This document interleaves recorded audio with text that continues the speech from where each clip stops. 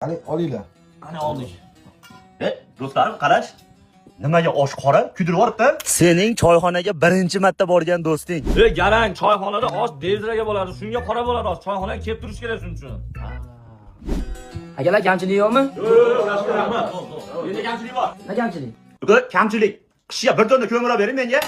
Mol, sendan unaqa kamchilik so'ramayapti. Noninglar, choyinglar bormi deb so'rayapti. Yaxshi, deysizmi? Yo'q, qarang unda. Bir qop Qozog'istondan olib kelib bering, non qilamiz.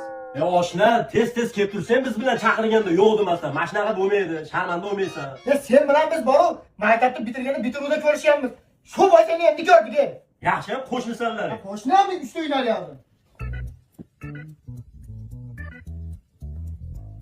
Oshna o'g'li bola-kan, kelganimdan beri tikilib qarab turibdi-da, ko'zimga rosa siq ko'rinyapti. Ismimni ham bilar ekan. Kim edi u? Jinnimisan, oshnamiz Islom bo'ladi. Bitta partda 9 yil o'qigansan shu bola bilan. Esingda yo'qmi? Asl uchun choyxonaga kelib tur deyman senga. Sinfdoshim Islommi? Ha. Islom esingdami?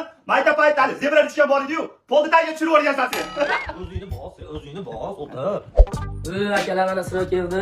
Akam, mana akamga solgin, ko'proq choyxonaga kelsin. Rahmat, kelin boshda ko'p yashang, umringiz uzoq bo'lsin. U senga sizni solab, kelin salom bergan yo'q, unga pul berasan. Qani bunga pul ham beraman. Kediklarni ko'p o'zi. Akalar sizlardan 750 ming so'm bo'pti. Qaysi birini qarzing bo'lsa berib qo'yish. Orqangdan so'g'orgacha kelishyapti. 750 ming qarz bo'lishasan. Qanaqa qarz? Hozir yegan oshimiz puli 750 ming bo'libdi. Hozir shuni bo'lamiz hammaga. Menga bo'lishmay qo'ying. Menga birovni haqqi kerak emas. Darmi? Hozir osh yedingmi? Balki yegan oshingga pul to'larsan. Ha, uyda ham har bozor osh yeyman, bir tiyin bermayman. Nimaga bu yerda berishim kerak? Alloh akbar, o'tir shu.